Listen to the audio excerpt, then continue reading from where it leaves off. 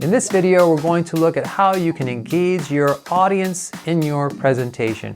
The first step, of course, is to create your content, to know what you want to share. And then the second step is to figure out how to maximize the engagement and interaction between you and your listeners. And we're going to look at 6 strategies to help move you in that direction.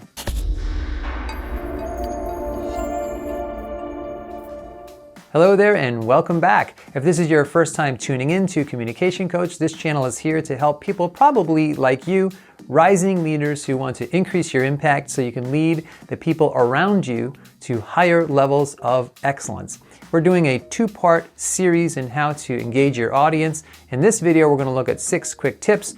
And in the next video, we're going to look at learning styles. So make sure that you look for that video. Either I'll link it to a card above and I'll also put it in the description below. So in this video, I want you to look at these 6 strategies for engaging your audience. Think about which one would be the easiest one for you to use in your very next presentation. So tip number 1, ask more questions. Instead of just talking at your audience, you want to create a feeling of a discussion. So you can ask what they call rhetorical questions that you don't need anybody to answer. You just ask the question and they think about it during your pause. Or you can actually ask them to respond. But make sure you ask them a nice, easy question, something light. All they have to do is maybe raise their hands or shout out a 1 or 2 word response. Nothing too complicated. You want to keep it nice and easy.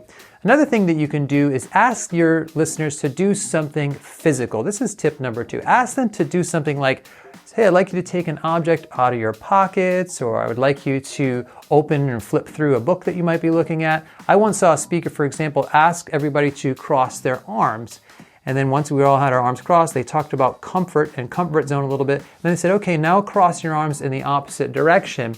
And it really helped the speaker make the point because there was a bit of discomfort when you start, and you can try it right now, when you switch your arms the opposite way that you're used to folding them, it is a little bit uncomfortable. So it really drove home the speaker's point, but by having us do something physical, it made it that much more powerful. The third tip is to give your listeners something to react to. So it's not just you as a speaker and your listeners. Maybe you put up a relevant quotation or image on a slide, and then you ask them to react to it in some way, like by asking them a question or in some other way. That is much more dynamic than just you and your listeners. Now it's a third part of the puzzle that they're reacting to, stimulus response. That'll usually get people thinking and get people talking. The fourth way to get people more engaged is to ask a volunteer from your audience to come up on the platform or the stage up to the front and do something with you, demonstrate something with you. And what happens when you bring a volunteer up is the other listeners put themselves in the volunteer's place, and so they're much more likely to relate to it and they find it much more engaging and entertaining. For example, I teach college, and at the beginning of every semester, almost every course, I teach students how to shake hands professionally. And I bring up a volunteer and they're laughing, they're engaging because they can see themselves in the volunteer's spot, and they all get better handshakes and they do a better job. And then we have them practice it more as a group as well. You can ask them again to do something physically later, but just bringing the volunteer up is another technique that you can use to get people more engaged. The fifth tip is to use a real object, some kind of prop, instead of just simply the PowerPoint slide. So for example, if I'm talking about camera lenses, I want to have a real object, a real prop. Real camera lens is way more engaging than a picture, for example, of a camera lens up on the PowerPoint. And if you've ever flown on a plane, you know this.